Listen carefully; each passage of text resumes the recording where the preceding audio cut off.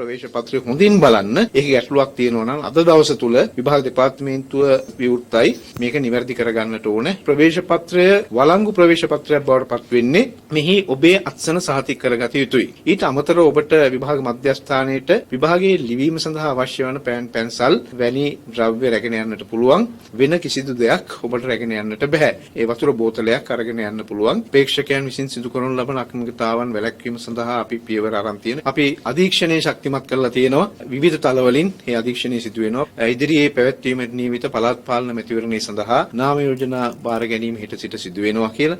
එතනදී මම විශේෂයෙන් ඉල්ලා සිටිනවා. ඒ ක්‍රියාකාරකම් තුලින් මේ විභාගයට ඉදිරිපත් වෙන අපේක්ෂකයින්ට බාධාවක් ඇති වෙන්න දෙන්න එපා.